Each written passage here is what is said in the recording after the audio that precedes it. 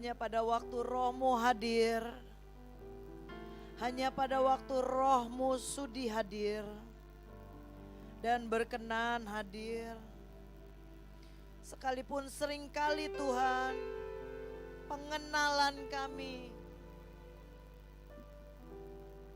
bahkan tidak sampai pada batas pengenalan. Kami hanya sampai sebatas tahu dan kemudian bersikap luar biasa sangat sok tahu. Tapi aku mohonkan kasih karunia-Mu Tuhan. Berkenanlah hadir. Sebab pada waktu Engkau bernafas, nafasmu akan memberikan pengertian dan menyingkapkan begitu banyak rahasia kerajaan surga dan membawa kami masuk dalam pengenalan. Pengenalan menuntun kami pada penyembahan yang benar ya Tuhan. Tolong kami Roh Kudus, tolong kami pagi hari ini. Sebab tidak ada satu manusia pun yang sanggup berkata-kata dengan luar biasa. Sehingga firman itu bisa menembus sampai ke pusat hati dan memberikan wahyu, pengertian tentang kehidupan ini. Kecuali nafas-Mu Roh Kudus. Tolong Roh Kudus hadirlah di ruangan ini. Mereka punya kerinduan Tuhan.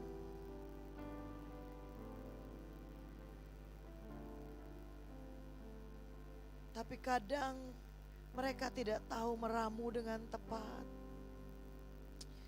Tolong Tuhan, have mercy on us. Terima kasih Tuhan, dalam nama Tuhan Yesus. Amin. Shalom semuanya. Saya Ruth dari Mahanaim, dari Bekasi. Saya anak buahnya Coach Iren. Saya dimentoring oleh Bu Iin dengan Bu Iren sudah 25 tahun lamanya. Saya tidak pernah di sini kenal Coach Iren ya. Saya soalnya sering dengar Coach Iren pamit ke Surabaya ke tempat Bu Elizabeth. Jadi pasti sering ke sini ya dengan Bu Puji ya. Saya dibesarkan dan diasuh oleh Ibu In dengan Coach Iren selama 25 tahun. Saya sering sekali ditegur, saya sering sekali ditempa ya. Kalau dengan Bu Iin saya sering ditempa, kalau dengan Bu Iren saya sering ditegur dan diajar ya. Dan saya tidak pernah pindah pemimpin ya. Seberapapun penempaan itu ada dalam hidup saya, seberapapun teguran itu ada dalam hidup saya nggak pernah pindah pemimpin selama 25 tahun ya. Dan tidak berniat pindah juga ya sampai selama-lamanya. Pagi hari ini kita akan belajar sesuatu yang mungkin asing di telinga Bapak Ibu semua ya. Karena mungkin bahkan secara roh untuk kita mencapai titik ke sana kita masih perlu banyak tahapan-tahapan belajar lagi. Tetapi Bapak Ibu tetap harus mengenali hal ini ya. Saya kasih tema pelajaran pagi hari ini adalah tentang sidang ilahi. Siapa yang udah pernah dengar tentang sidang ilahi? 1, 2, 3, 4, 5 ya oke.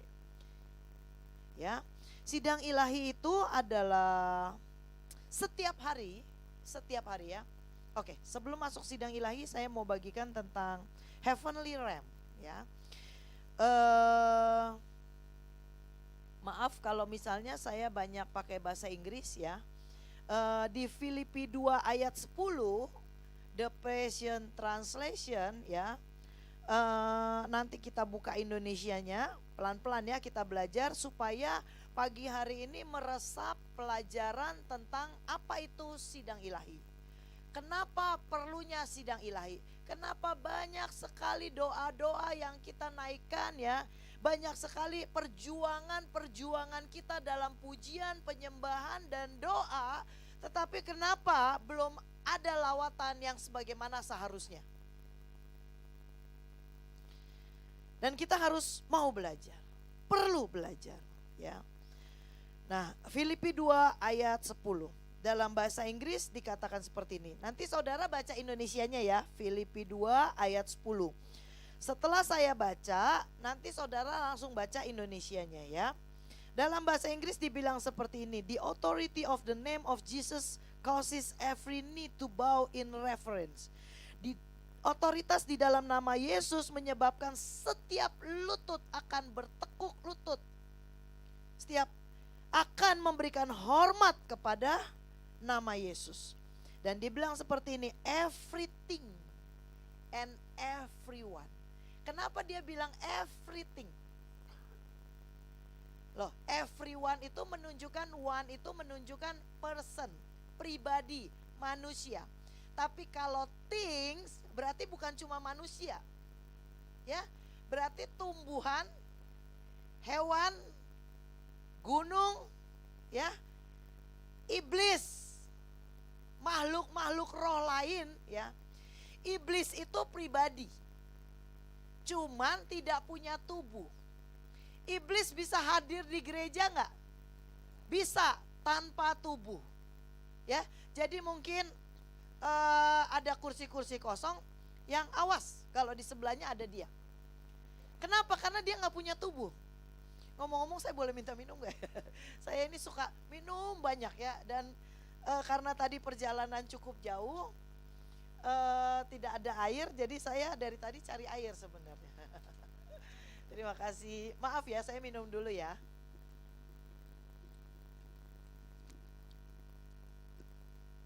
Anggap ini living water ya. Oke. Jadi waktu firman ini berkata everything and everyone, artinya ini mencakup seluruh ciptaan Tuhan. Dan ada yang namanya everything yang harus kita perhatikan, everything. Ada iblis-iblis, mereka adalah pribadi yang melawan Allah, menentang Tuhan. Dan sasaran yang dia paling benci adalah manusia. Makanya dia juga suka merusak binatang dan tumbuhan dan bumi, ya.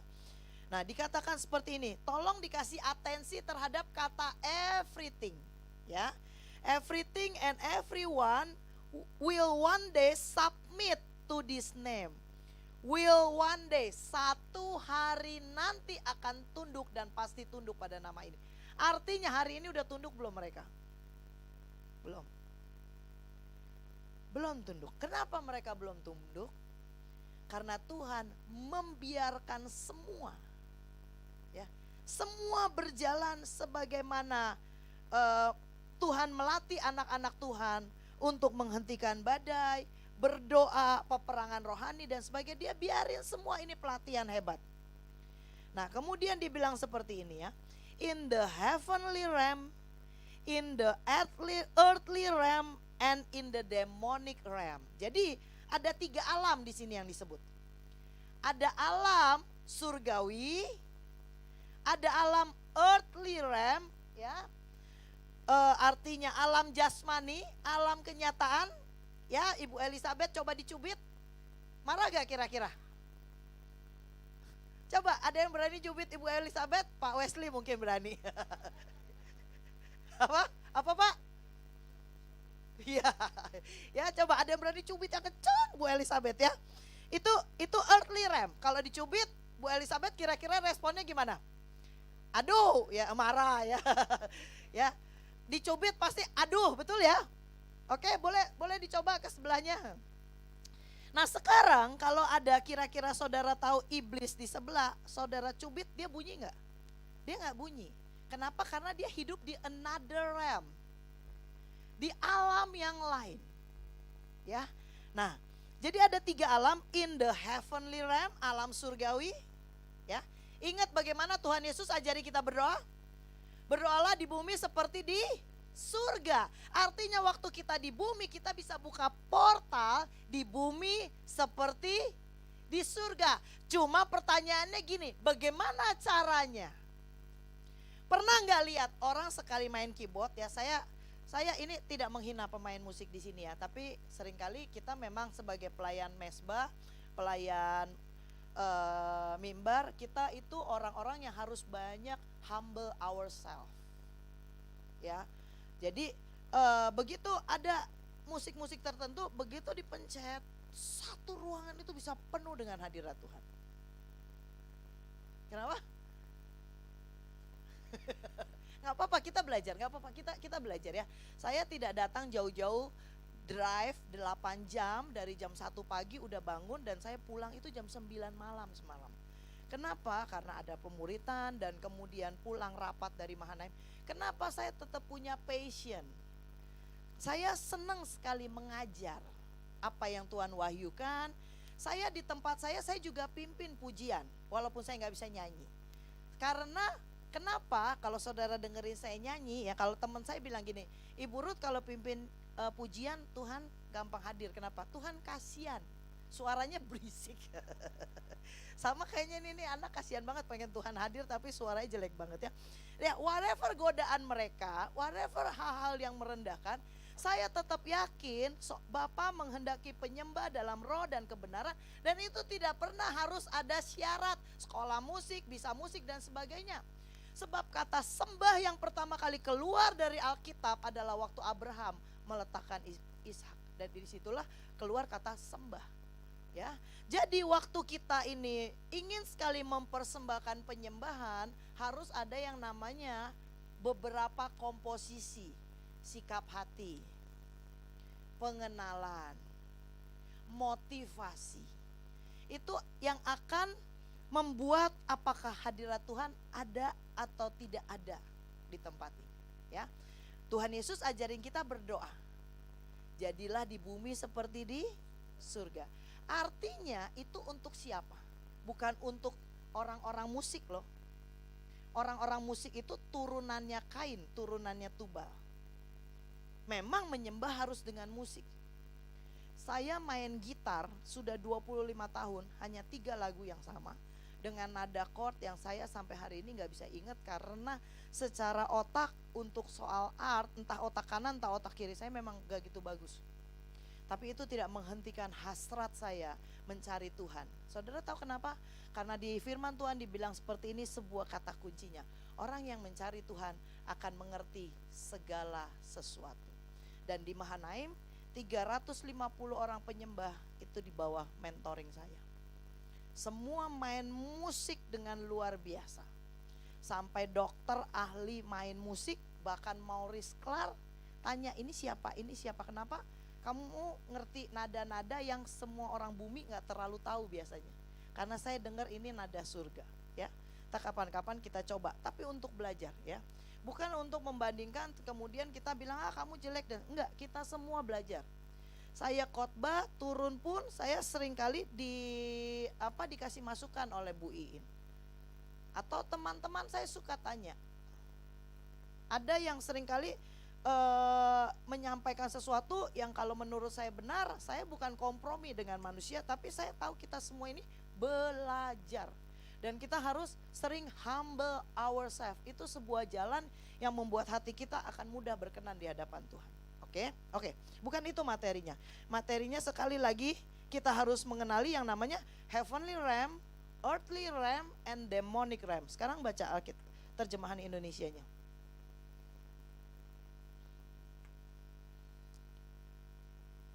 Filipi 2 ayat 10.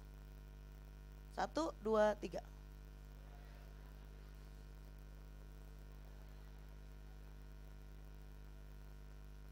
Yang ada di langit, yang ada di bumi, yang ada di bawah bumi ya. Dia urutannya begitu. Ya. Jadi yang ada di langit, di bumi, di dalam bumi ya, itu neraka. Ada 3 realm di dunia. Sebenarnya menurut saya banyak realm ya, tapi yang dibahas di sini 3 realm. Nah, kita perlu mengenali 3 alam ini. Kenapa? Karena 3 alam ini berinteraksi satu dengan yang lainnya. Dan kita harus tahu ada portal-portal yang membuat kita berinteraksi dengan alam lain, betul? Contoh ya gini, bapak-bapak, ibu-ibu, adik-adik coba besok cari kuburan dan besok jalan sendiri ke sana. Nah, rasanya apa kira-kira? Seneng, nari-nari, enak atmosfernya gitu. Spooky pasti ya. Kenapa? Karena di situ namanya dunia orang mati. Pasti portalnya terbuka dunia orang mati dan itu akan ada saluran. Maaf ya Dek, jadi kameranya harus goyang-goyang karena memang kalau saya khotbah saya suka goyang-goyang ya. Jadi akan ada waktu Anda ke kuburan itu akan terbuka alam yang namanya dunia orang mati.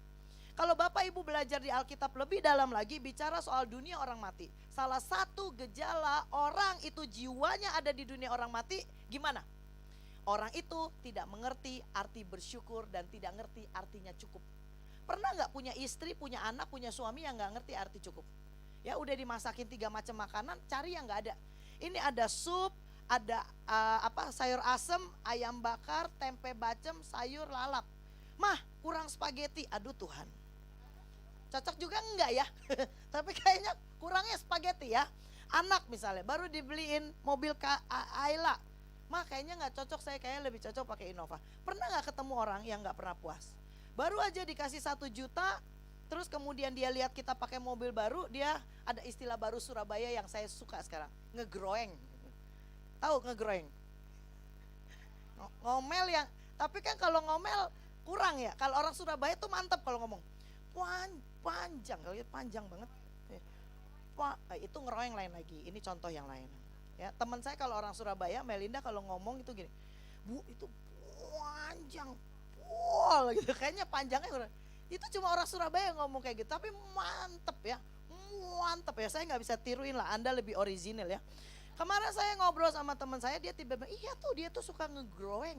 Tiba-tiba kata ngegrowing itu menarik perhatian saya, karena kata ngomel-ngomel itu kurang cukup. Ya, ngegrowing itu kan lebih dalam dari ngomel-ngomel, betul ya? Padahal saya nggak lahir di Surabaya, tapi secara spirit saya tahu bobot kata itu, ngegrowing ya. Oke, tuh kan saya lupa lagi poinnya apa. Kalau Anda ke kuburan, akan ada yang namanya portal dunia orang mati. Kalau Anda belajar di Alkitab, dunia orang mati tidak ngerti arti cukup dan bersyukur. Ada orang dikasih 50.000, Anda datang dengan mobil baru, dia tidak lihat mobil barumu, dia cuma bilang gini, ibu baik ya, biar Tuhan berkati ibu lebih lagi. Tapi ada orang gini, kok dia pakai mobilnya aja kelasnya begitu, kenapa aku cuma dikasih 50.000 ya? Di jiwanya ini terkonek dengan dunia orang mati. Sekarang gini, adek kamu kan ya gini, kalau kamu tiba-tiba saya ngomongnya sampai jam 2 atau jam 3, kira-kira kamu mulai keluar dari ruangan ini enggak secara jiwa? Mulai, bener nggak? Nggak kelihatan, pantatnya tetap di situ, ya. Ah, jiwanya udah keluar, kemana? Ke Madam Chang ya, atau kemana ya? Nggak tahu ya. It's mean like this. Di kepala kita keluar pikiran ini ada gelombang. Ya, karena ada mesin yang mulai hari ini banyak dipakai buat anak-anak yang berkebutuhan khusus. Mesin itu nggak usah menyentuh kepala kita atau disuntikan ke darah kita. Mesin itu cukup dipasang di kepala dan dia akan menangkap signal, membaca kerusakan apa pada jiwanya. Artinya adalah pikiran-pikiran yang keluar dari pikiran kita itu ada gelombang. Ya, jika Anda orang yang tidak tahu bersyukur, Anda nyambung dengan gelombang dunia orang. Sebelahnya dunia orang mati namanya alam maut, jurang maut. Oke? Jadi Anda terkonek dengan jurang maut atau Anda terkonek dengan heavenly realm, it's depend on apa yang ada di hatimu. Bisa ngerti? Bisa paham? Ya. Oke. Nah, kenapa ada yang namanya sidang ilahi? Kita sering menaikkan doa-doa yang kata-katanya bagus, pas, dan terdengar benar. Doanya benar, lagunya benar, hatimu tidak benar, motivasimu tidak benar, spiritmu tidak benar. Apa yang kamu setujui di dalam hatimu itu bertentangan dengan apa yang di hati Tuhan, dan mulutmu mengeluarkan perkataan-perkataan rohani. Dan orang Kristen sangat jago di bidang itu. Tanpa penyatuan tubuh jiwa rohmu tidak ada penyembahan. Komposisinya bagaimana? Tubuh kita berangkat ke gereja. Waktu kita berangkat kita cek ada gairah enggak untuk ibadah. Ada harapan enggak kalau kita datang ke gereja hari ini ya? Atau Anda akan berkata gini, saya akan dengar lagu yang sama, saya akan lihat tarian yang sama, dan saya sudah bosan tapi saya tidak bisa tidak ibadah. Dan kita datang ibadah. Dengan sikap seperti itu saja kita sudah jadi orang yang tidak menghadirkan Tuhan. Nah, sekarang jangan tergantung dari pelayan mesbah. Belum tentu mereka yang menghadirkan Tuhan. Artinya seluruh jemaat di ruangan ini, Anda petugas kerajaan surga yang wajib menghadirkan Tuhan. Atau kalau diganti kata-katanya, yang bisa buat ruangan ini penuh dengan hadirat Tuhan. Membuat di bumi seperti di surga. Bagaimana caranya? Datanglah ke tempat ini dengan sesuatu yang di hatimu menarik perhatian Tuhan. Apa yang menarik perhatian Tuhan?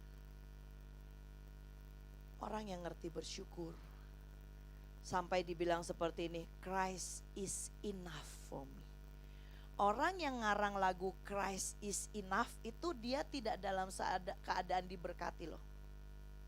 Ya, dia baru nyampe di sebuah keadaan diremukan dengan sangat hebat. Dan tiba-tiba dia berkata, Christ is enough for me. Dia meneguhkan hatinya. Dia mengenakan selengkap senjata yang pertama apa? Selengkap senjata yang pertama bukan baju jira, bukan ketopong ya. Selengkap senjata yang pertama adalah stand firm. Berdirilah teguh. Ketika engkau berdiri teguh dengan firman yang sudah Tuhan wahyukan, minta pewahyuan. Tuhan, fungsiku di BSB ini apa? Datang, bikin hangat kursi, 2 jam pulang. Fungsimu apa? Kita semua warga kerajaan surga.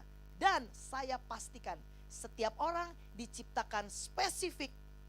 Tidak akan ada duanya.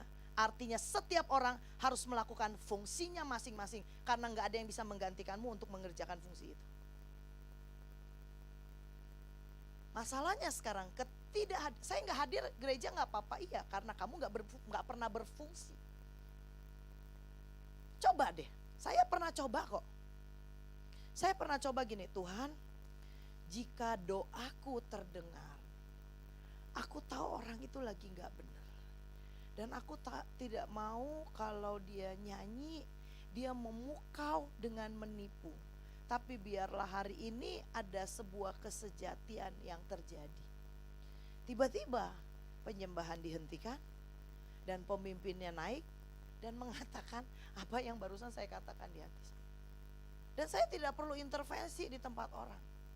Tapi saya tahu Tuhan, wow, tiba-tiba satu doa sederhana di kursi saya mengubah acara mereka. Gitu.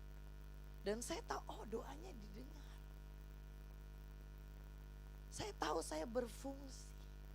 Ya, nah sekarang semua jemaat BSB tanya apa fungsimu di tempat ini. Seperti saya bilang, kita semua dijadikan spesifik. Tidak mungkin ada duanya. Orang kembar aja gak bisa sama. Jadi saudara bayangkan ya, pencipta kita menciptakan segitu miliar orang dari abad ke abad demi abad. Dan tidak ada yang sama.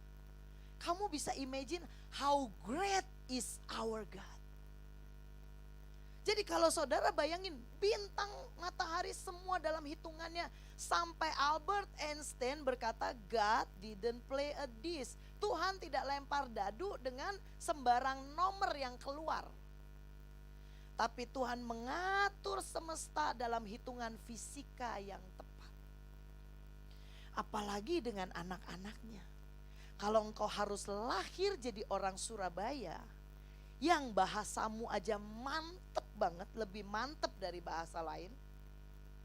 Ya, betul? Ya, Anda harus confident, artinya harusnya seluruh Surabaya jadi pasukan yang stand firm dengan mantap menjadi petugas kerajaan surga. Ya, oke, kita mengenali 3 rem, ya. Dan 3 rem ini, 3 alam ini terkonek satu dengan yang lainnya. Contoh, Anda ke mana? Ke kuburan, di kuburan kita terkonek dengan alam dunia orang mati.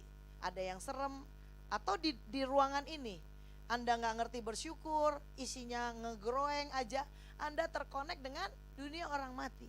Jadi Anda menghadirkan apa di ruangan ini? Iya. Oke, nah kalau yang di dalam ini dirubah, di bumi seperti di surga, ya, Maka apa yang ada di hatimu, engkau datang sudah dengan sikap yang berbeda. Dites minggu depan. Apakah malam minggu kita ada saat teduh mencari Tuhan? Tuhan, boleh gak aku berdoa besok ada yang berbeda? Kalau engkau ngerasa pemimpinmu kurang A, kurang B, kurang C, jangan dicerca. Ya, hadirkan hadirat surgawi di ruangan ini dengan mendoakan beliau. Tuhan, kau lihat kerinduannya untuk mengumpulkan pasukan. Kau lihat niatnya untuk mendidik semua berbaris. Ya, jadi lihat yang mulia. Ya. Oke, sekarang kita ngerti ada 3 atmosfer ya. Dan ini 3 atmosfer ini saling terlibat ya. Kita masuk dalam tema sidang ilahi. Apa itu sidang ilahi? Setiap hari digelar perkara di surga. Hanya kita tidak hadir. Karena untuk hadir di ruang sidang ilahi perlu belajar menghadirkan manusia roh kita. Ya. Manusia ini terdiri dari banyak komposisi. Betul? Contoh tubuh. Ya. Kalau Anda belum pipis 24 jam, Anda gak bisa dengerin khotbah saya. Karena tubuhmu akan jerit-jerit minta ke toilet. Bersamaan dengan itu Anda 3 hari 3 malam belum makan. Perutmu akan menjerit-jerit apa? Pengen ayam. Ya betul? Ya, tambah lagi Anda belum tidur 18 jam. Matamu menjerit-jerit pengen. Nah, bayangin gak? Mules, mau pipis, matanya ngantuk, mulutnya pengen makan. Satu tubuh kita aja kita tidak bisa kendalikan. Mau yang mana dulu? Ya, kantung kemih akan teriak, "Woi, gue udah gak tahan, mau pecah lo mati lo," gitu. Mata gini, gak ditutup ya, aku bikin otak hang loh. Ya benar gak? Kayak tubuh Kristus kan suka mogok ya. Ya kan benar gak? Kalau ngomongnya keras besok aku gak hadir nari loh. Ya itu kayak kantung kemih ya, kebelet ya. Oke, satu tubuh aja susah kok mencapai satu kesatuan. Kecuali mereka ditenangkan, sudah makan, sudah minum, sudah istirahat, mereka bisa datang dengan tenang. Itu tubuh, daging, oke? Jiwa juga begitu. Jiwa terdiri dari kehendak bebas, pikiran, dan perasaan. Setiap kali kita ada di ruangan ini, perasaan kita gak terentertain. Ya, kayaknya harus ini. Jadi perasaan ini agak males jalan. Tetapi kehendak bebas dengan pikiran kolaborasi. Lu kalau gak datang lu, panjang lu urusannya. Nanti dikejar-kejar lu sama Bu Elizabeth. Gue mah daripada dikejar mending gue tahan-tahan 2 jam 3 jam. Nah yang ketawa berarti confirm ya. Karena teridentifikasi perasaannya ya. Gak apa-apa, kita keluarga besar, oke? Gak usah jaim, itu lebih sejati ya. Loh ya beneran, daripada kita pasang muka-muka rohani sementara saya tahu ada jeritan-jeritan di jiwa ya. Tuh ketawa lagi kan. Oke, terima kasih buat kejujurannya. Daripada wah dia makin tahu kita harus makin pasang wajah. Enggak seperti itu, karena abis ini kita akan berurusan. Nah, itu lebih lagi loh PR-nya ya. Oke, balik lagi, jiwa terdiri dari segitu banyak komposisi yang ribet. Perasaan, kehendak bebas, pikiran. Semua harus ditundukkan di dalam Kristus. Oke, roh itu penurut. Dia nurut sama Tuhan, tapi dia juga nurut sama daging. Makanya Anda datang ke ruangan ini is depend on your spirit. Your spirit adalah gabungan seluruhnya. Hatimu, pikiranmu, perasaanmu, kehendakmu, mulutmu, perutmu, sel-sel di tubuhmu menjerit apa? Aku mau hadir di BSB. Aku gak peduli keadaan saudara seimanku nyebelin seperti apa, aku gak peduli. Aku menginjakkan kaki ke ruangan ini karena aku pegang satu firman. Dan firman yang kupegang berkata, jadilah di bumi seperti di surga. Dan aku mau menghadirkan diriku di hadapan Tuhan pagi hari ini. Aku mau buat diriku terlihat. Dengan cara apa? Mengucap syukur. Dengan cara apa? Berani berharap bahwa ibadahku hari ini akan berbeda. Aku akan berikan tarian yang berbeda untuk Tuhan saja. Caranya gimana? Coba dilatih di rumah. tutup pintu kamarmu dan panggil namanya. Yahweh, Rafa. Kamu rasa dia hadir enggak? Elohim, Shaddai. Saudara tahu enggak? Ini maaf ya Ibu Elizabeth, bukannya membandingkan. Kalau ada roh penyembahan ya, dan nama itu familiar, nama yang sering kau panggil dengan rasa hormat, rasa cinta. Pernah nggak kalau engkau jatuh cinta sama seseorang dan kemudian nama itu disebut padahal kamu lagi ngobrol di tempat lain, tiba-tiba kamu tertarik? Ya, pernah nggak? Itu karena ada rasa hormat, rasa cinta. Jadi waktu kita panggil namanya Yahweh Rafa, ya, walaupun suara saya jelek ya, ada satu tempat tiba-tiba semuanya nyanyi seperti seakan tidak mengizinkan saya lanjut khotbah. Kenapa? Karena begitu memanggil nama itu nama itu get their attention so much. Tapi di ruangan ini tipis, ya, nggak apa-apa ya. Kita belajar. Nah makanya waktu Anda tutup pintu, berlutut di depan Tuhan, buka Alkitabmu sebelum baca, panggil namanya. Coba panggil namanya. Apakah engkau kenal arti Adonai? Adonai, Elohim, Sebaot. Waktu engkau nyanyi di kamar, dia hadir gak? Dia hadir gak? Atau tiba-tiba engkau nyanyi seperti ini, Bapa sentuh hatiku, ubah hidupku. Tiba-tiba Tuhan hadir. Kenapa? Karena Anda tidak sedang jadi petugas kerajaan surga, tapi Anda jadi pasien yang butuh ditolong. Dan dia tetap Bapa yang baik yang akan datang. Tetapi dia datang untuk mengasihani kamu. Dia pasti datang, berikan pertolongan. Tapi apakah dari kita lahir baru 17 tahun sampai kita udah becucu, kita nyanyinya Bapa sentuh hatiku gitu. Karena Tuhan harus datang dan mengentertain perasaan.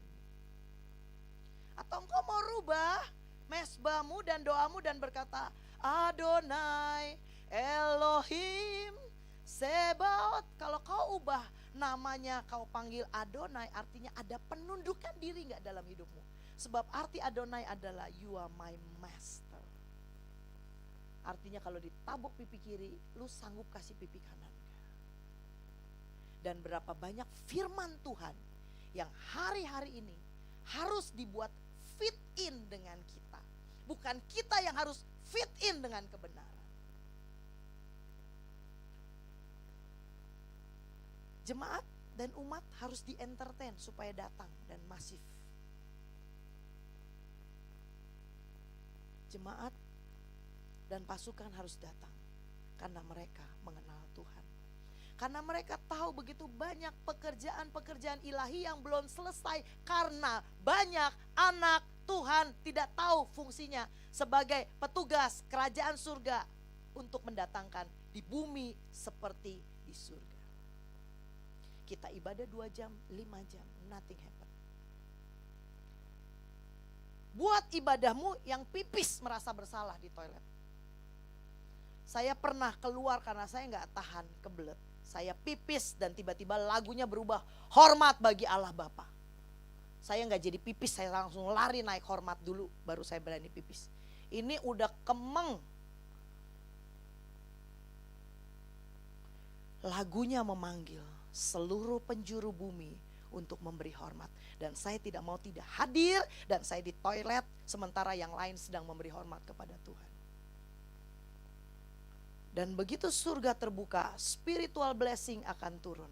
Pewahyuan baru, pengenalan akan Tuhan, kerjaan-kerjaan yang tiba-tiba terkonek, bla bla bla bla bla bla bla. Dan saya nggak mau nggak ada di situ. Bisa nggak nyanyi sampai orang di toilet tuh merasa bersalah?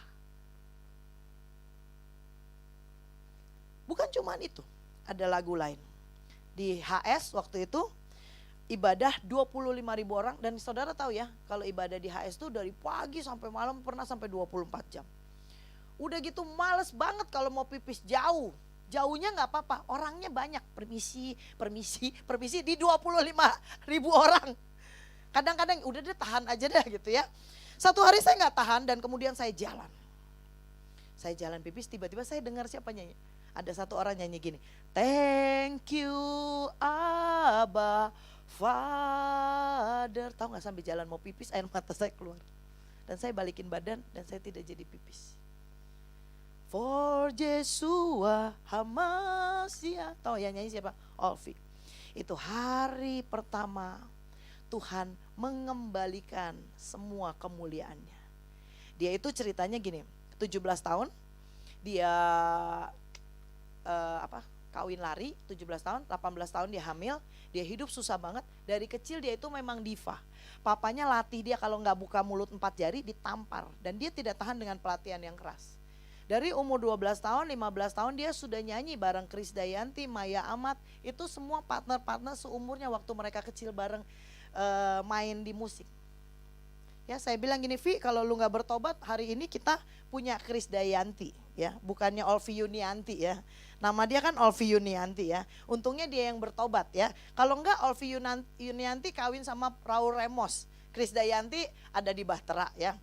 Terus dia bilang gini, iya sih, untung saya bertobat. Nah, singkat cerita, satu hari tiba-tiba Tuhan bilang gini, kamu harus berhenti. Dia menikah dengan susah, suaminya yang pertama itu jahat banget, suka mukul dia. Dan mereka kawin lari karena mereka beda ras. Dan suaminya orang Cina, donaturnya Alex Iranata, sangat kaya. Dan Olvi Pribumi sangat miskin, musisi, bayangin ya, keluarga berada, orang bisnismen Chinese jatuh cinta dengan musisi yang hidupnya jamnya gak jelas seperti jam kantor. Itu heboh keluarga mereka, gonjang ganjing gak kira-kira ya. Dan sampailah dia di usia 30 tahun dia menikah lagi yang kedua kali dengan bule. Dan kemudian gagal lagi, singkat cerita dia nyanyi ke kafe untuk menghidupi keluarganya. Karena satu kali dia nyanyi dia dapat 1.750.000. Satu kali dia nyanyi sekitar 30 menit, 45 menit. Jadi kalau dia nyanyi 6 jam aja suaranya laku. Tapi dia nyanyi dari kafe ke kafe menyanyikan lagu-lagu dunia. Sampai satu ketika teman-teman komselnya datang dan menyaksikan dia nyanyi sambil nangis. Bukan karena lagu Nothing's Gonna Change My Love For You itu menarik buat dia, bukan. Ya, yang ketawa tahu lagu itu, yang gak ketawa karena generasi milenial, mereka gak tahu lagunya lain lagi Pak. Kita generasi lincing sia, beda. Mereka gak kenal ya, mereka kenalnya yang lain ya. Kenapa teman-temannya nangis? Karena mereka bilang gini, itu suara hanya untuk surga. Tidak untuk nyanyi di kafe. Tidak untuk dijual, tidak untuk cari duit. Teman-temannya nangis. Dan dia selesai nyanyi, mereka bilang, Olvi kembalilah ke rumah Tuhan. Percayalah Tuhan akan menghidupimu lebih baik daripada kafe. Dan dia memilih balik ke Tuhan. Waktu dia balik tiba-tiba dia ditawarin di HS untuk menyanyikan satu lagu ini. Makanya dia nyanyi dengan segenap hati, segenap jiwa. Bahkan sel-sel di tubuhnya bersorak-sorai berterima kasih kepada Tuhan. Makanya waktu dia nyanyi, thank you Abba Father, ya, for Yeshua Hamasia, ya, itu menghentikan saya pipis. Artinya apa? Ada kebutuhan daging dan jasmani yang darurat secara natural, dihentikan oleh suara supranatural dia. Dan saya nangis di tangga, dilawat di tangga.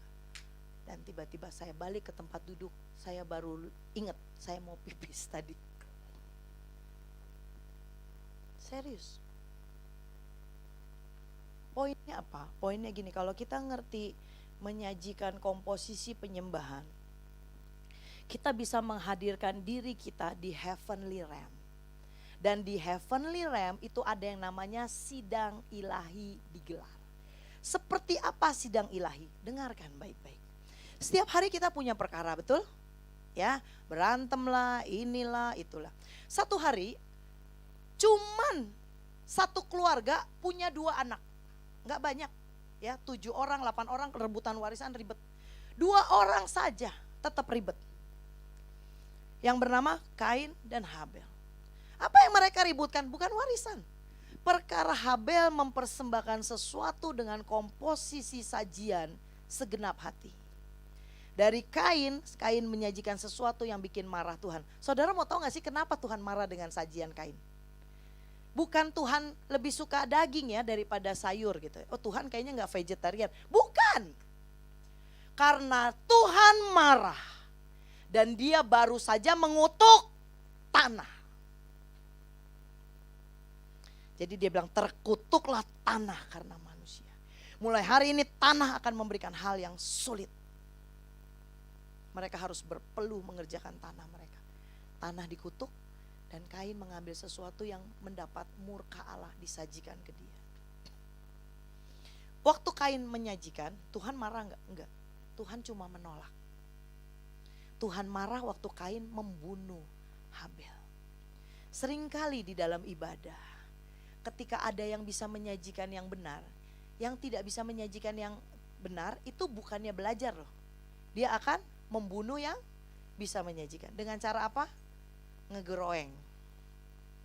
Itu bisa buat Simpson, Delila itu siang malam merajuk ya, sampai Simpson mau mati. Gini bapak-bapak kan seneng ya. Suami saya kurang suka saya kalau manggil namanya. Koh gitu ya. Mungkin mirip sama Bu Elizabeth ya. Nggak tahu Bu Elizabeth panggil Pak Wesley apa? Yang atau apa ya? Atau Koh juga ya. Nah, itu lebih lagi. Ya suami saya kalau dipanggil Fer nggak bakalan nengok dia. Pura-pura nggak tahu. Koh baru nengok. Ya. Tapi dia nggak seneng. Dia bilang gini, yang suaramu ini nggak enak. Ya kan. Nanti itu dibahas aja habis ibadah. Dibenerin aja mau panggilnya Koko, yang apa ya nanti ya habis ibadah ya. Nah waktu saya panggil Koh ya, dia gak suka. Kenapa? Karena nadamu tuh gak enak buat laki-laki tahu. Laki-laki tuh gak suka nada begitu, betul Pak Wesley ya? Nah, confirm ya, oke. Gak apa-apa Bu Elizabeth, kita mirip, perlu belajar untuk lebih apa ya halus ya, untuk lebih nah ya. Nah, gimana kok? Cowok itu suka kalau suara cewek tuh manja gitu. Dan butuh banget dia. Saya bilang gini, saya juga butuh kamu buat angkat galon air. Bukan butuh itu lu jadiin gua pembantu namanya itu mah. Kok ambil galon, bukan gitu. Tapi kayaknya kamu bisa mau mati kalau nggak ada aku. Wah itu susah deh kayaknya. Lu nggak angkat galon ya udah. Gue beli aqua. Pakai duit lu. Kan gitu modelnya ya. Kacau itu ya. Bukan istri Amsal 31 ya.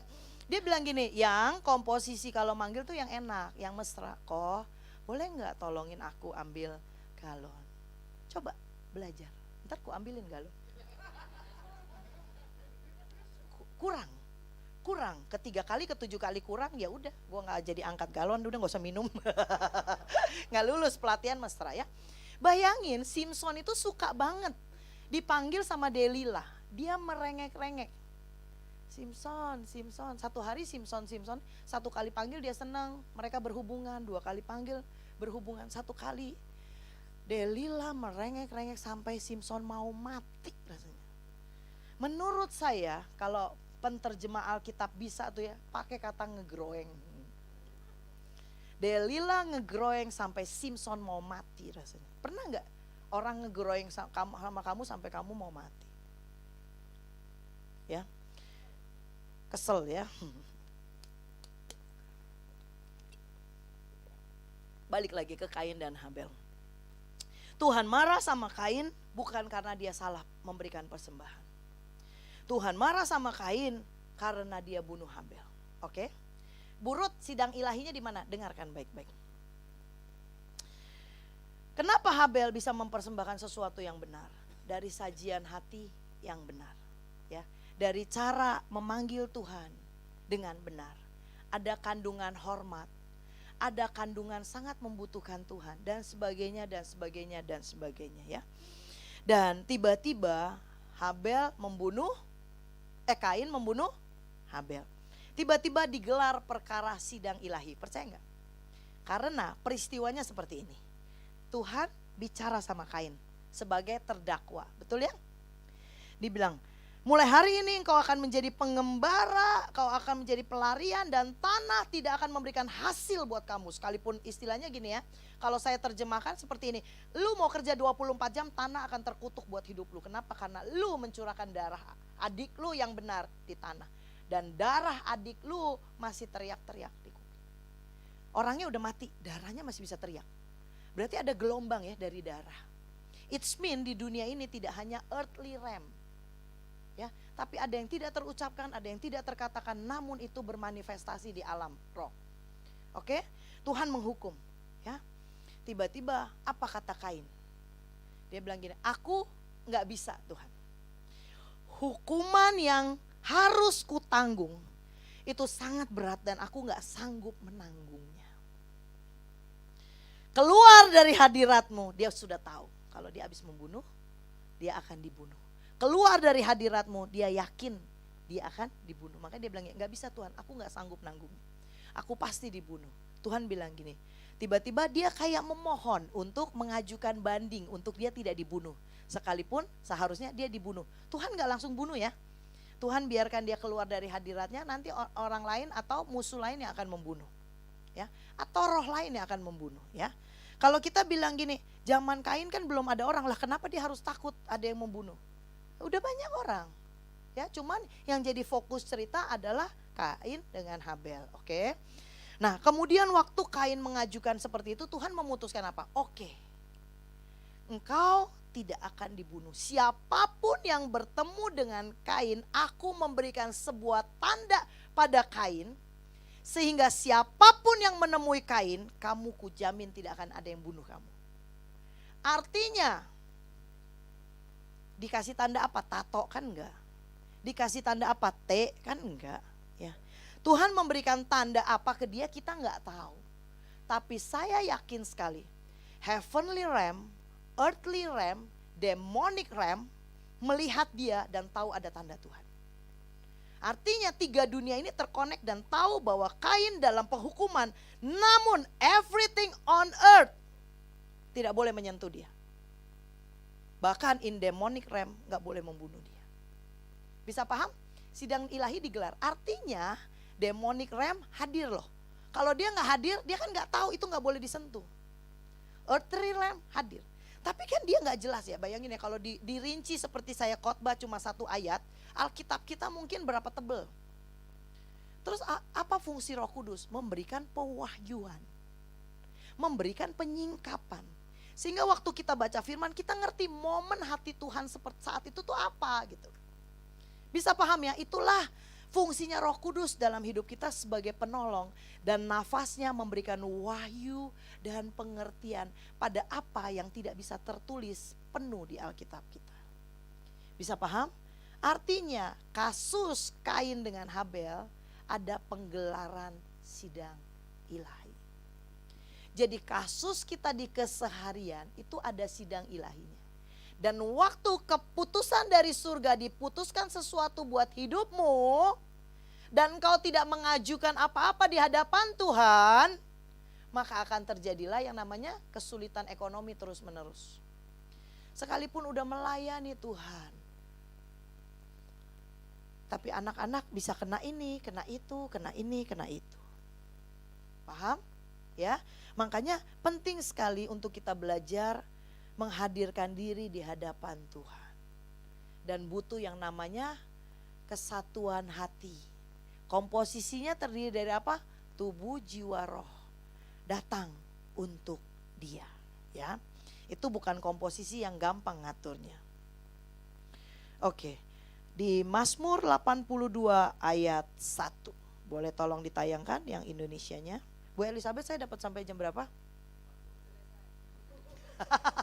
Oh, terus aja di sini. Biasanya jam berapa? Oh, sampai selesai. Oke. Nanti kalau saya lihat di roh nggak kuat, saya berhenti ya. Oke. Mazmur 82 ayat 1. Saya tuh bisa rasa kalau kalian mulai jalan-jalan keluar. Bukan tubuhnya, jiwanya. Oke, yuk baca sama-sama. 1, 2, 3.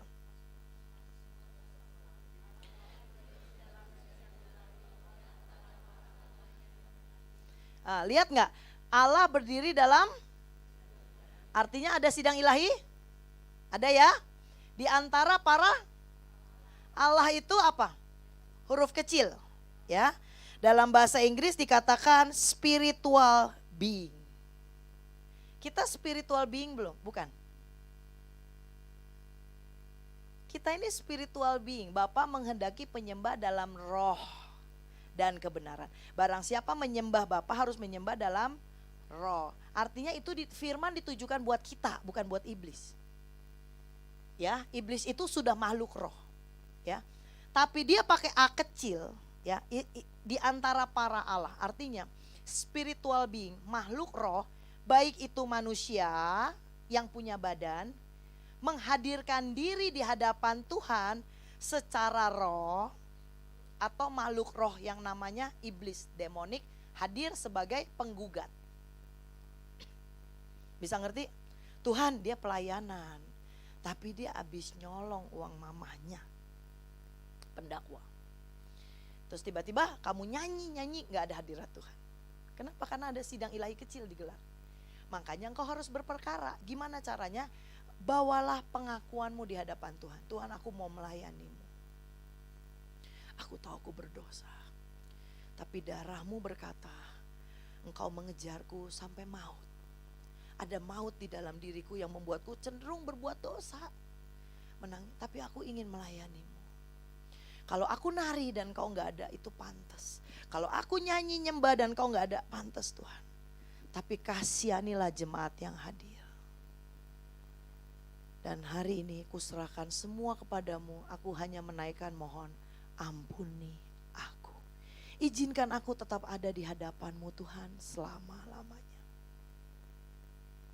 Aku bahkan tidak sanggup memperbaiki diriku, tetapi aku mengandalkan kekuatan darah. Tiba-tiba doamu mendapat atensi dari surga, engkau disucikan, dikuduskan, dan engkau nari dan gak nyangka. Hadirat Tuhan luar biasa. Kenapa? Karena Anda berperkara dalam doa dan doamu nyampe ke surga, gak nyampe ke plafon. Kadang-kadang doa kita mentok di plafon. Begitu kita pulang, turun lagi ke bawah. Kenapa gak bisa nembus ke roh, gak bisa nembus ke heavenly realm? Jadi banyak sekali yang harus dipelajari dalam ibadah. It's not as simple kamu datang dengan baju tarian, tidak datang hanya dengan hati pengen, itu gak cukup. Harus ditambahkan dengan pengenalan akan Tuhan. Amin. Harus ditambahkan dengan kerelaanmu merubah yang di dalam. Tahu nggak paling enak kalau paling cepat kalau apa? Dihardik, ya. Kenapa? Karena hardikan membuat semua sampah di hatimu keluar, mencolot bahasa Jawa ya. Betul ya? Mungkin aksen saya kurang pas ya deh ya. Ya. Aksennya tuh harus orang Surabaya, nggak bisa orang Jakarta tuh suruh pakai bahasa Surabaya terus mirip persisi aksennya nggak bisa. Ya. Tiba-tiba kena hardik, semua sampah-sampah di hati itu akan loncat keluar. Tanpa hardikan, ya tepuk aja, keluarnya dikit masuk lagi. Makanya hardikan yang benar, ya akan mengerjakan hatimu, ya. Tetapi bukan berarti kita juga boleh menghardik-hardik, nanti kita yang dihardik Tuhan. Karena itu begini, sini juga ada pedang bermata dua, oke? Nah jadi waktu dia bilang gini, ada Allah, ya. Dalam bahasa lain, Allah yang kecil tadi itu namanya divine being, spiritual being, ya. Nah kita ini spiritualnya di mana? Saudara tutup mata dan bisa ngerasa nggak hatimu bicara apa? Seringkali hatimu bicara berbeda dengan apa yang keluar dari mulutmu. Misalnya, saya nggak mau gini-gini, tapi di hati gini, nggak boleh gitu, ya. Itu artinya apa yang di rohmu, dan itu harus diramu sayang. Itu tidak alamiah.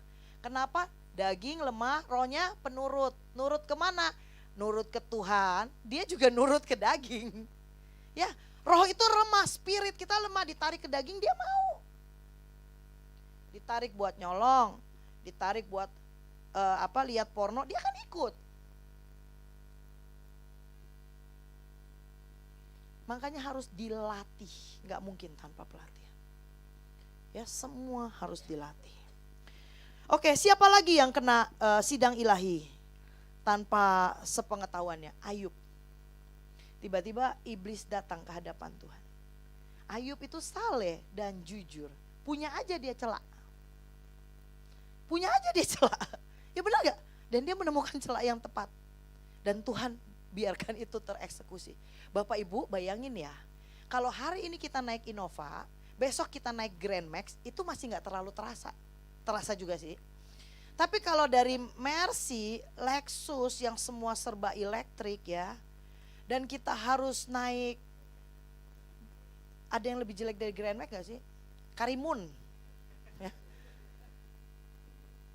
Atau jalan kaki, motor aja gak punya, sepeda butut, atau gak punya apapun, sakit loh. Dari punya anak banyak dan ditinggal anak itu sakit. Hubungan gak benar dengan anak, dengan orang yang kita cintai aja sakit. Jadi dia terjun bebas. Kenapa? Gara-gara iblis datang menghadap ke Tuhan, menggelar sidang ilahi buat orang yang hidupnya jujur dan saleh di dunia ini. Dan ujungnya cuman untuk membuat Ayub ngomong apa? Tuhan, dulu aku tahu tentang Engkau dari orang. Pengenalan. Cuma untuk menanamkan pengenalan. Dan imannya diteguhkan lagi. Sidang ilahi digelar dan hidupnya besok terjun bebas. Jadi jangan main-main. Kalau iblis menghadap Tuhan, mendakwa. Ya. Jadi kita harus memberikan perhatian kepada apa itu sidang ilahi. Kita harus memberi perhatian kepada hal-hal yang terjadi di surga. Kita harus mulai memberi perhatian pada hal-hal yang tersembunyi di hati kita. Dan itu melibatkan spiritual kita. Dan itu terdengar di roh. Dan perjamuan kuduslah setiap hari supaya Anda tidak masuk dalam pendakwaan. Dan katakan seperti ini, Tuhan, bukankah Engkau berkata, berbahagialah orang yang Kau ampuni pelanggarannya. Ampuni Tuhan. Perjamuan. Saya tuh kadang bisa sehari 2 kali, 3 kali.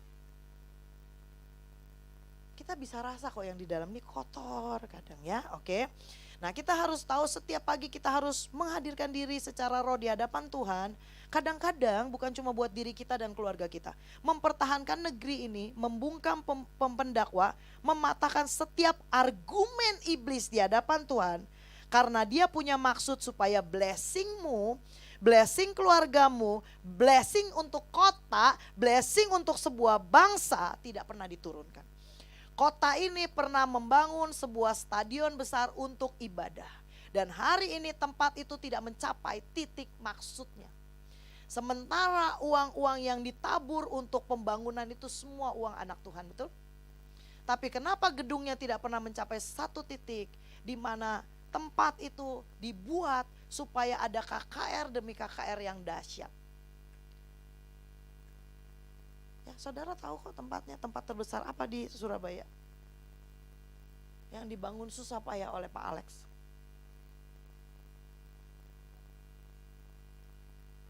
Ya, intinya bukan orangnya. Saya cuma mau bicara ada sebuah gedung yang dibangun dari hati umat dan jemaat.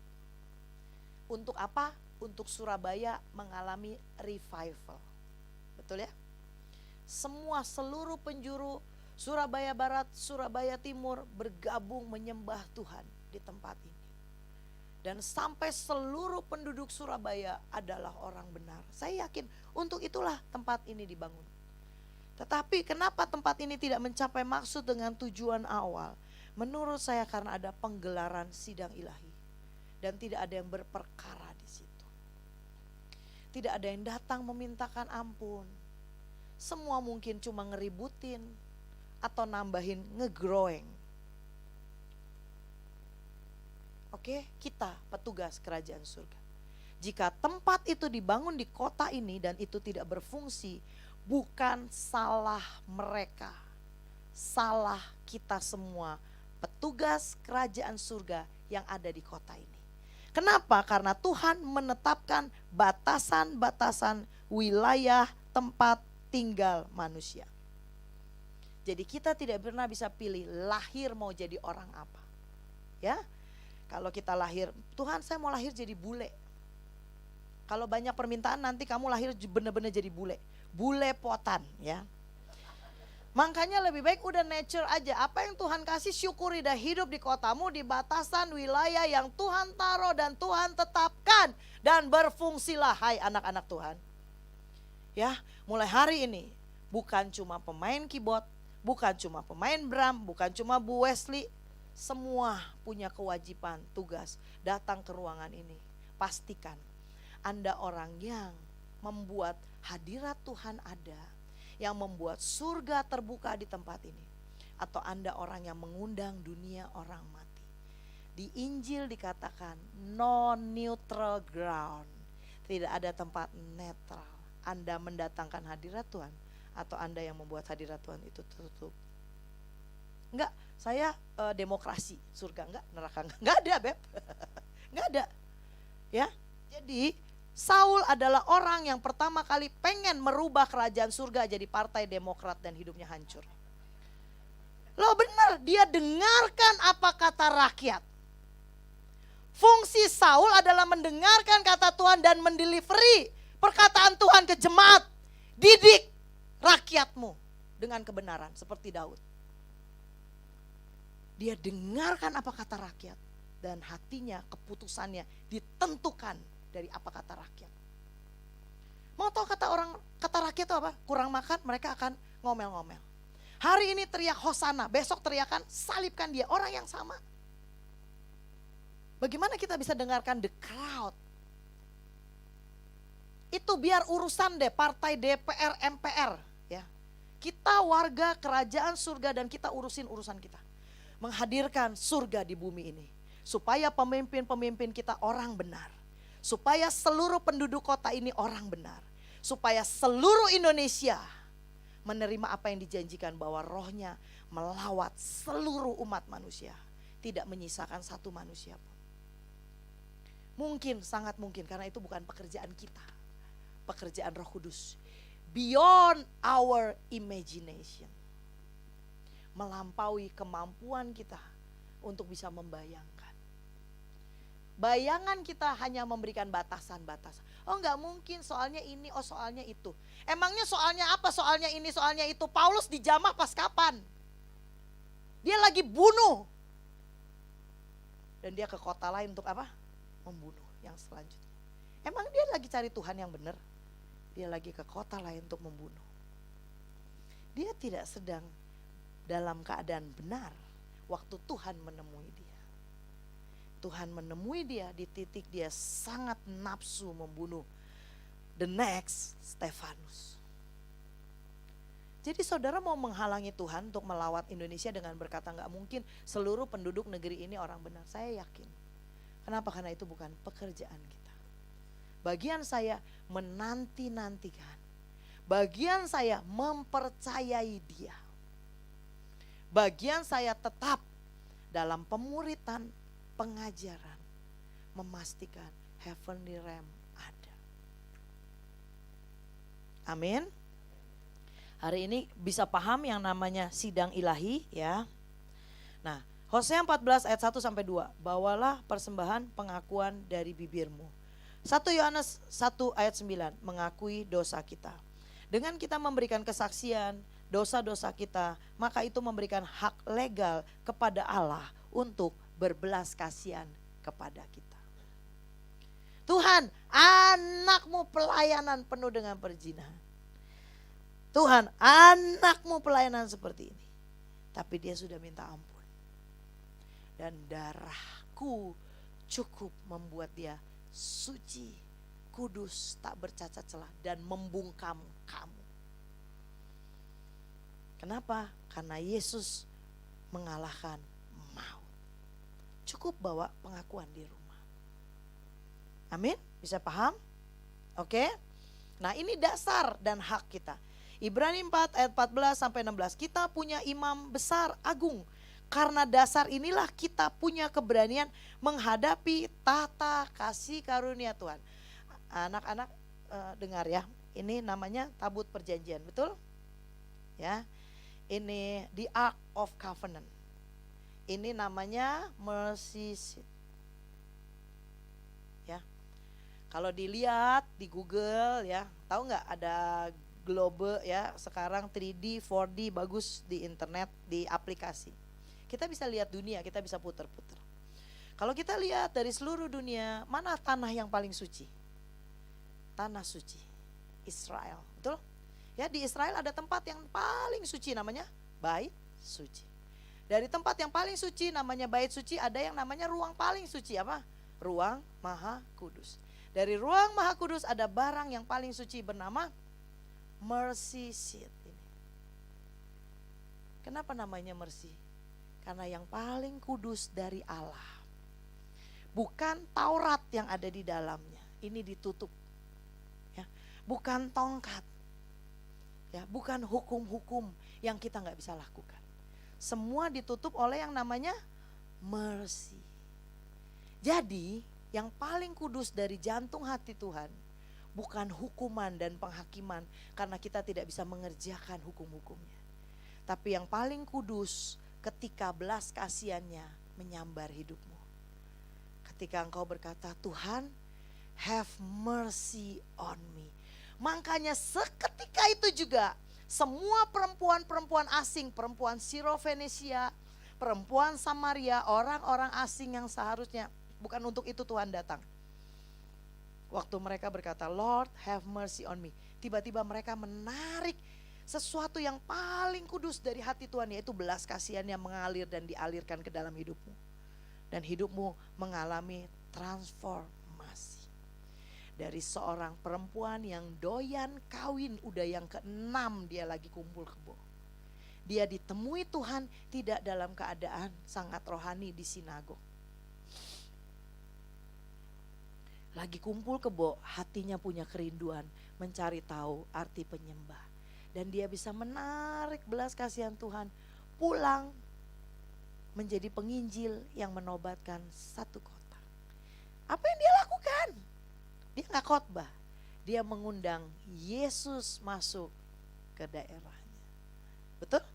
Waktu Yesus masuk ke daerahnya, maka gemparlah kota itu.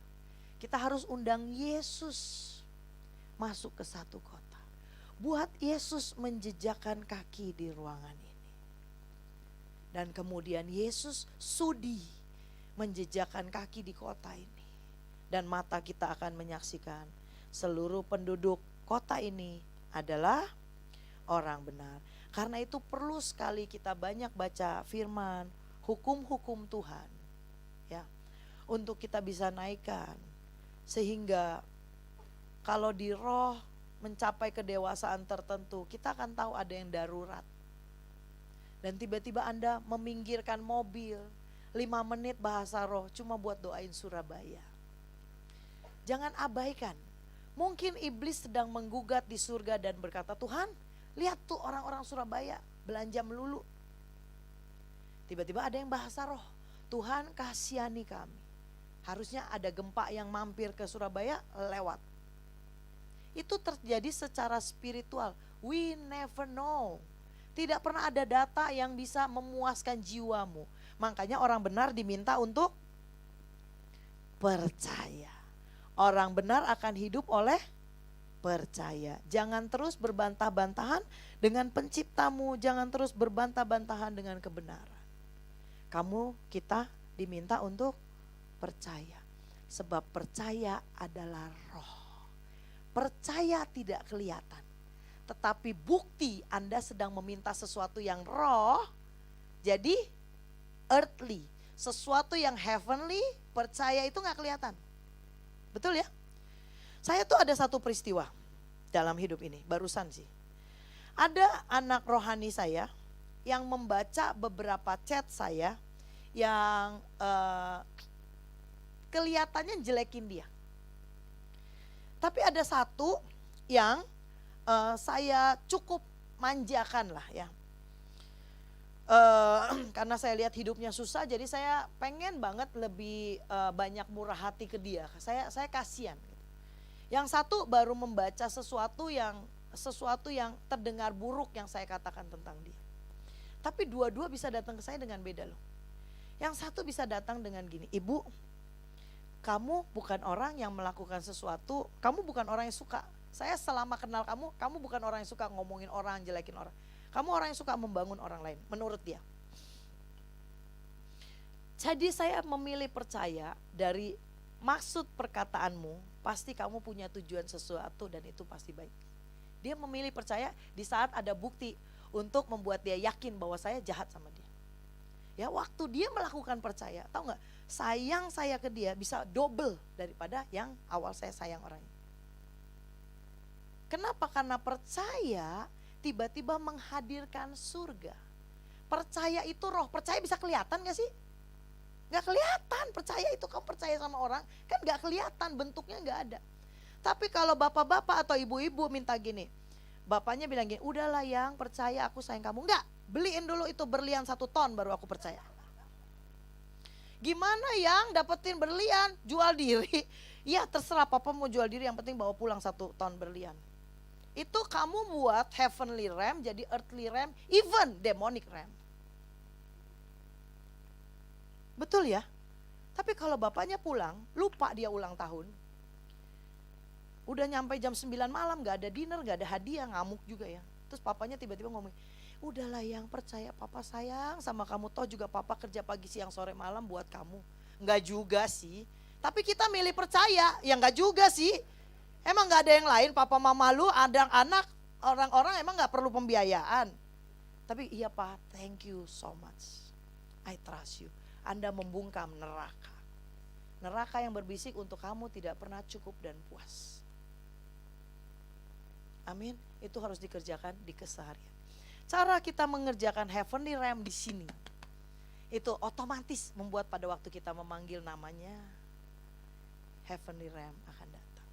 Tapi kalau di sini nggak pernah dikerjain, yang ada earthly realm, bau tanah, tahu bau tanah? Earth itu dunia, tanah. Bau tanah, lu bau tanah gitu. Surga, Yahweh, aduh Tuhan, bau tanah. Apalagi demonic realm yang diundang. Ya, saya harap siang hari ini pengajaran singkat membuat kita semua paham. Oke, saya minta, kenapa? Iya, boleh minta semua tutup mata. Boleh minta WL maju ke depan.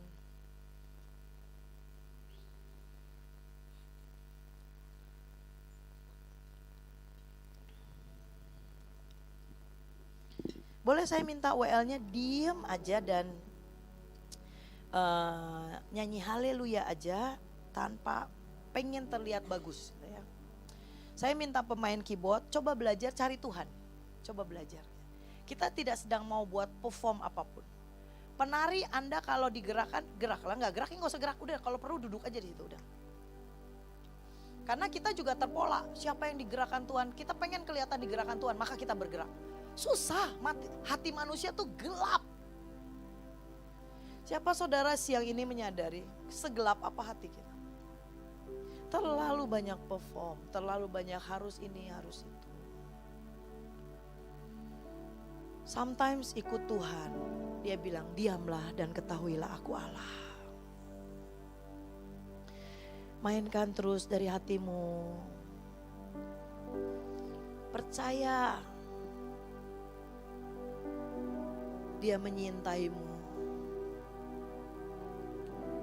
Apapun pergumulan yang ada di hatimu, abaikan. Cari Tuhan, cuma kamu dengan Tuhan. Anggap cuma kamu dengan Tuhan. Tuhan, aku butuh Engkau.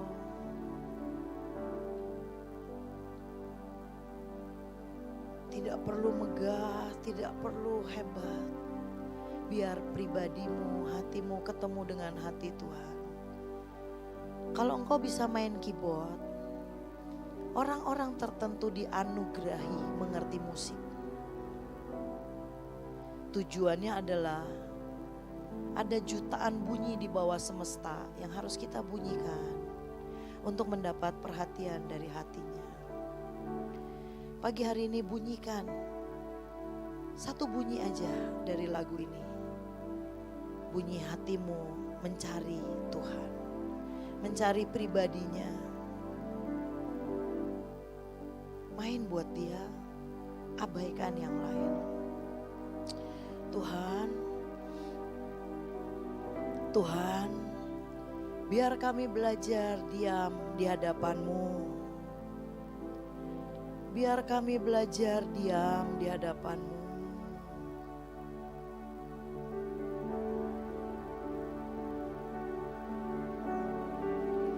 Biarkan yang di hati mengalir.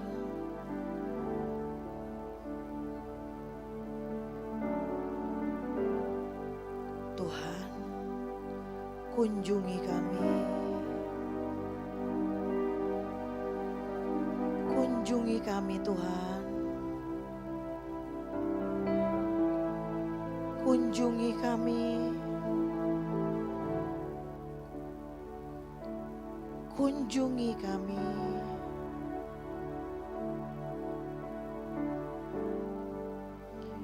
Kunjungi kami Tuhan.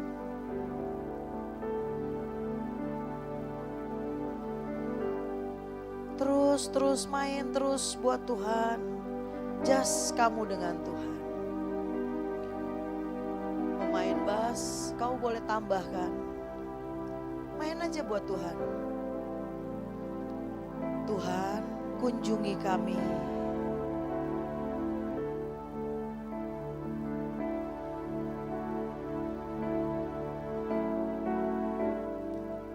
Mulai dengan lembut semua katakan haleluya dari hatimu. Haleluya.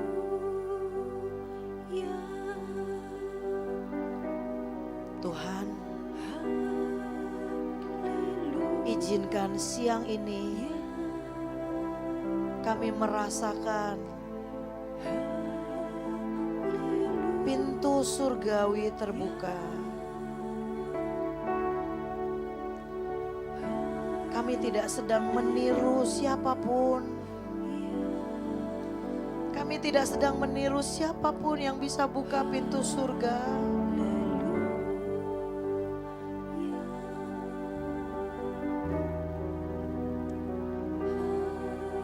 Semua bunyikan untuk Tuhan. Kunjungi kami Tuhan. Kunjungi kami pagi ini.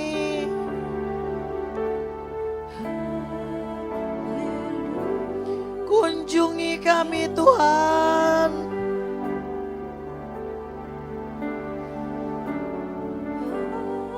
Dengan berani sama-sama katakan haleluya dengan segenap hatimu. Jangan tertuduh, jangan tertuduh. Lepaskan apapun tentang kau. Tidak peduli semua dosa dan rasa bersalah.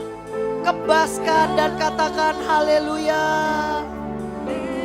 Dengan berani hampiri tata kasih karunia-Nya. Katakan terus haleluya Tuhan. Kunjungi kami siang ini. Kunjungi kami siang ini Tuhan. Kami mau belajar. Tuntun kami. Engkau janji loh Tuhan. Engkau penolong. Engkau yang menginsafkan. Engkau yang menuntun. Kami yang yatim piatu, besar tanpa asuhan. Tapi Kau asuh kami dengan kebenaran. Kau bentuk ulang hati kami.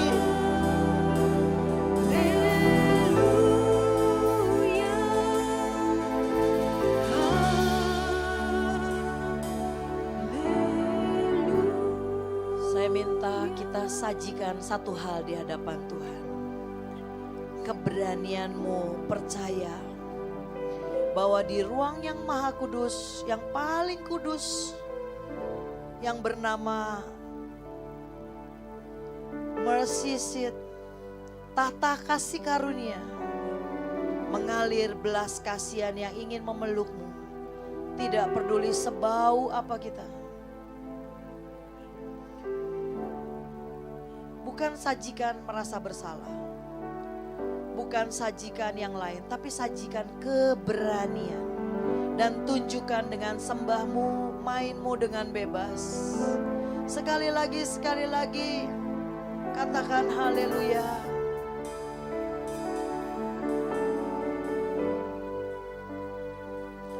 Semuanya katakan haleluya.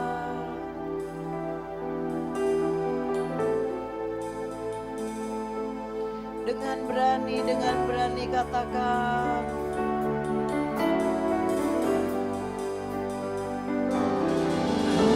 Haleluya.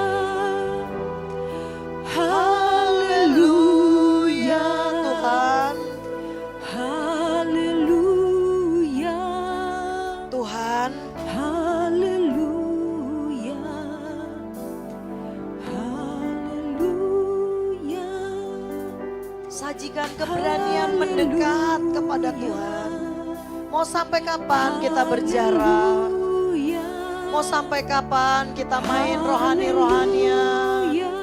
Hampiri dia dan katakan haleluya. Haleluya. Haleluya. Haleluya. Saya undang semua bangkit berdiri. Angkat tanganmu ke surga.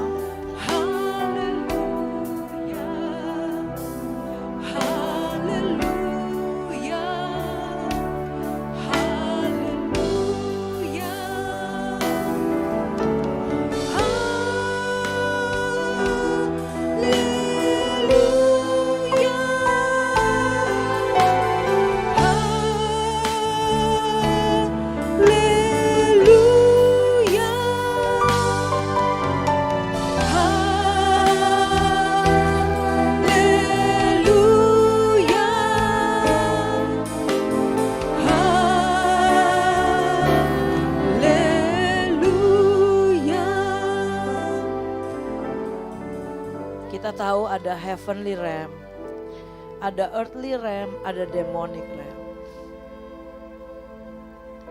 Kita tahu mata Tuhan menjelajah ke seluruh dunia mencari orang yang bersungguh hati dengan Dia.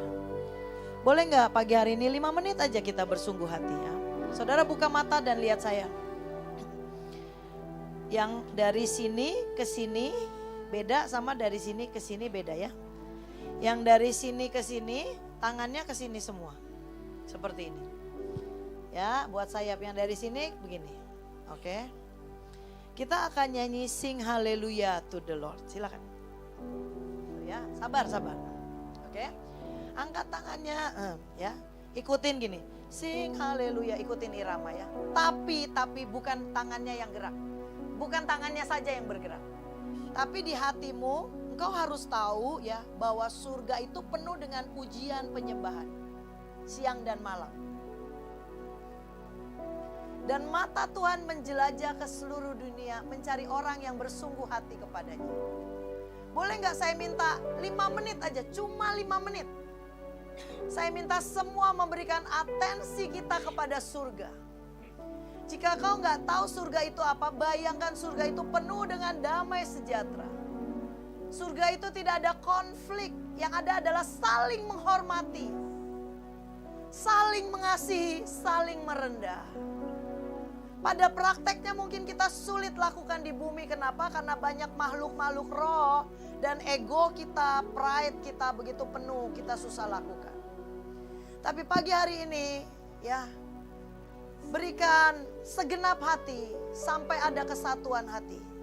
Saya percaya surga akan terbuka siang hari ini.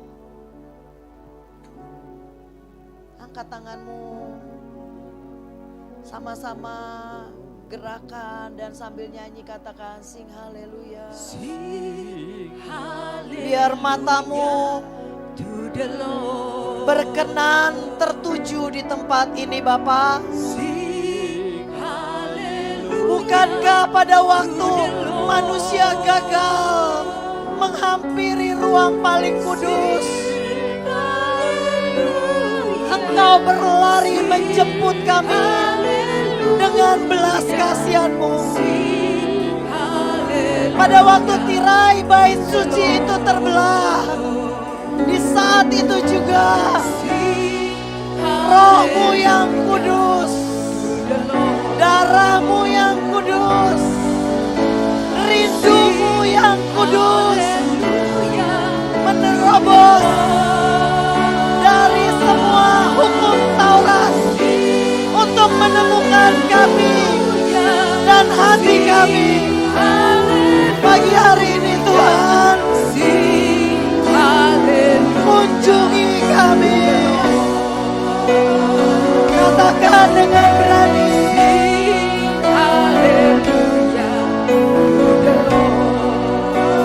Kiarata Syakaya Rataso, Kiaparata Syakaya Rataso. Tuhan,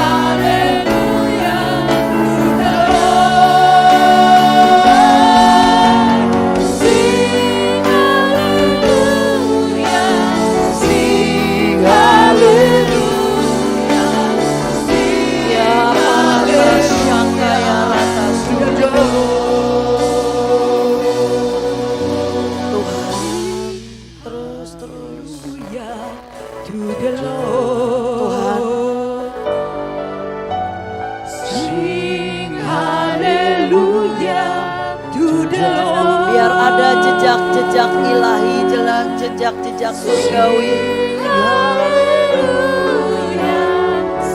mengalir ke hatinya Tuhan.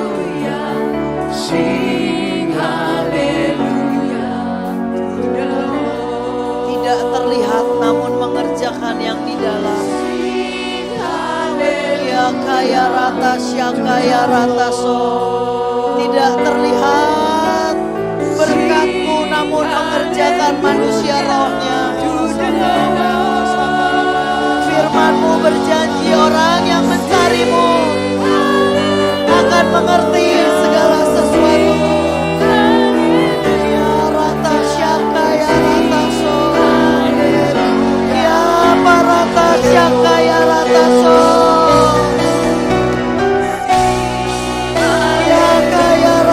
Syakaya rataso, izinkan Tuhan melawat-Mu. Ya kaya rataso, berserulah di hadapan Tuhan. Tuhan, jangan berhenti Tuhan. Haleluya. Ya kaya rataso, syakaya rataso. Tembusi yang paling keras, tembusi yang paling gelap, tembusi yang paling beban, dan mereka akan menceritakan kemurahan-Nya, dan mereka akan menceritakan kelembutan hati-Mu, dan mereka akan menceritakan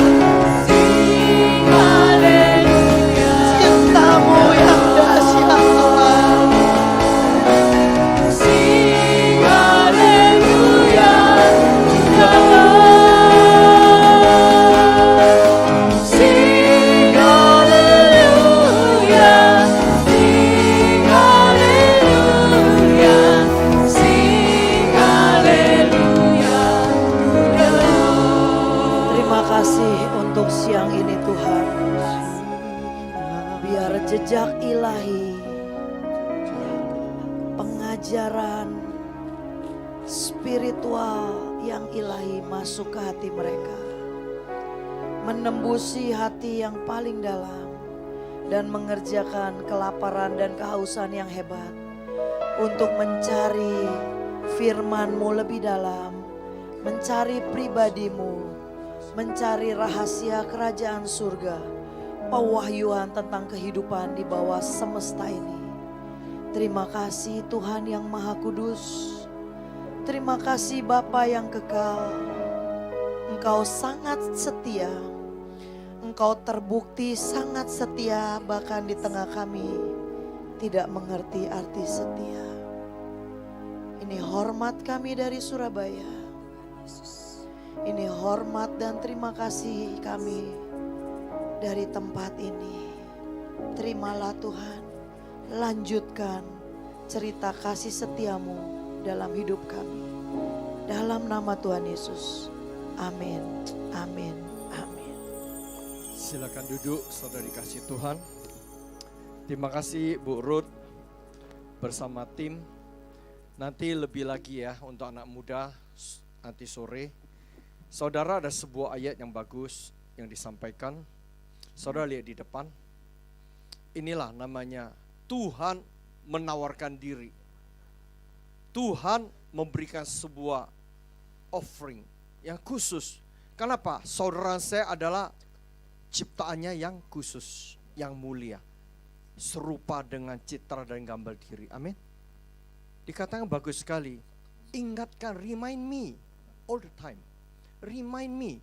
Marilah saudara saya berperkara. Kapan kita berperkara? Kalau kita bertemu dengan yang pihak pribadi yang kita berperkara, betul?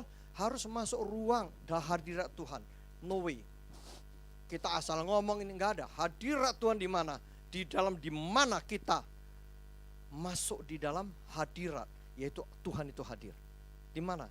Itu pengajaran sendiri ya. Tadi udah sampaikan banyak. Kemukakanlah segala sesuatu supaya engkau nyata. Ini bagus sekali bahasa Mandarin. Ini ada kata namanya pianlun. Pianlun itu berdebat. Pianlun itu dua pihak punya pendapat ini, ide. Baiknya begini. Enggak, baiknya lebih baik begini. Kalau begini gimana untuk sementara? Oh bagus, nanti setelah jangka panjangnya begini. Itu namanya pianlun. Saudara, lebih ke dalam lagi, itu bicara di sini bicara sebuah relationship, intimacy. Orang yang bisa berperkara karena orang punya kehubungan yang sangat dekat. Amin. Halo, sangat dekat. Saudara, saya mau sampaikan minggu depan, saya akan sebuah tema, nanti disampaikan tentang keuangan. Saya ingin saudara, tahun ini saudara saya lepas dan bebas dan mengalami kelimpahan dalam keuangan. Amin. Saya lihat Meta, Anju, tahun ini selesai, Anda akan ke Jepang meraih devisa. Amin. Ya, dari Mahanaim itu mereka berdua. Ini kalian itu pilot project dari Ibu Iin. Saudara nonton di YouTube. Siapa hari Kamis datang? Angkat tangan. Kemarin Samson Dabas. Luar biasa ya.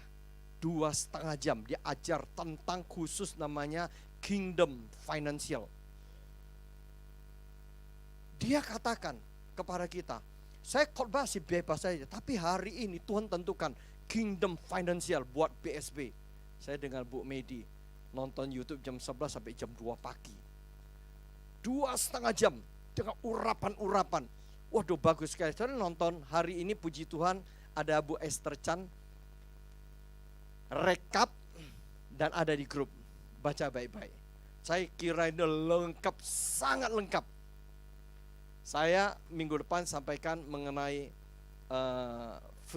financial freedom blessing ya.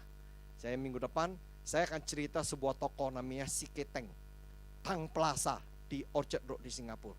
Tentang perjalanan hidupnya. Dia bagaimana dimuridkan Johnson, bagaimana Keton Johnson. Itu ngajar tentang financial di spesifik. Saya akan bicara tentang orang Israel. Oke. Saudara, saya coba rangkum sedikit ya, 1 menit ya. Kingdom Financial Blessing dari Pastor Samson Dabas. Banyak sekali ya. Ada 3 jenis kemakmuran, dia cerita. Kemakmuran rohani, spiritual, kemakmuran secara mental, kemakmuran dalam hubungan. Dia cerita itu, detail. Ada 4 level keuangan manusia. Orang yang tetap bergumul untuk kebutuhan. Orang yang hidupnya pas-pasan. tidak pernah keluar dari terobosan, tidak pernah mengalami terobosan. Dia butuh ada, tapi tidak ada mengalami kelimpahan. Ketiga, mereka yang terus alami tantangan keuangan. Keempat, mereka yang diberkati oleh anugerah Tuhan, yang sungguh-sungguh uang itu seperti datang, itu seperti air mengalir. Setiap bisnis yang kerjakan tangannya diberkati luar biasa. Itu yang keempat. Ada 4 alasan Tuhan memberkati. 1, memperluas kerajaan Allah. Dia ambil Matius 6 ayat 33. Menjadi saluran berkat bagi Tuhan dan sesama. Itu compassion heart. Yang ketiga, supaya kita memiliki kualitas yang baik, hidup yang baik dalam aspek keuangan. Keempat, menggenapi janji Tuhan. Ada 5 cara Tuhan melepaskan berkat keuangan. Melalui perkenanan Tuhan, melalui pekerjaan tangan kita, lewat ide-ide konsep dari Tuhan, melalui doa dan berkat dari gembala sidang. Yang selanjutnya, ada 5 kunci membuka rahasia berkat keuangan dalam kerajaan. Hidup dalam kebenaran, mencari kepentingan Tuhan, hidup dalam ketaatan, persembahkan keuangan untuk perluas kerajaan Tuhan, memiliki visi tentang pengelolaan keuangan secara baik, dan masih banyak. Saya kira hal ini, ayo nonton kembali. Saya sudah edit YouTube-nya itu. Saya edit itu lama. Saya edit, semua sudah saya edit, ada di YouTube, langsung saudara masuk, langsung khotbah. Kalau tidak sebelumnya itu ada 1 jam, itu adalah penyembahan dan tarian. Nah saudara, ayo siapa yang belum ikut, nontonlah baik-baik itu. Dan saya ini ketiga kali saya dengar, harus ada harga yang dibayar. Amin saudara. Kita mengucap syukur hari ini Tuhan sampaikan. Kan bulan ini kita knowing the will of God. Ketahuilah, kenal, pahamilah kehendak Bapa. Sidang ilahi. Kita diberikan priority. Jangan kekristen kita hanya kulit saja. Masuk dalam kedalaman. Saya bisnis, dalam setiap aspek saya jalan bersama Roh Kudus. Tuhan tolong saya. Apakah ini? Tuhan bukakan pintu-pintu kok. Hari ini beberapa pemimpin-pemimpin, tahu ya, yang seberang sana. Tempat penampungan mereka, pelatihan mereka, saya bisa ketemu. Karena divine connection. Saudara dikasih Tuhan, ayo masuk dalam kedalaman. Apakah engkau hari ini seorang pengusaha? Engkau dan saya sangat butuh namanya the wisdom of God. Kita tidak tahu loh, proyek-proyek yang ditawarkan ke kita. Saya banyak tahu proyek dari Korea, dari China, dari kemarin kita Zoom. Hati gak sejahtera dikatakan tadi Bu Ruth. Ini hati katakan no. Itu proyek luar biasa loh Pak, kita ini interconnection, ada di negara ini. Tapi Tuhan bilang no. Saya bilang sama anak saya, cut, gak usah. Loh Pak, ini gini, enggak, saya bilang. Saudara, kita harus pilih hari ini. Oke, saya kira ini saya minta pengumuman siapa hari ini. Silakan.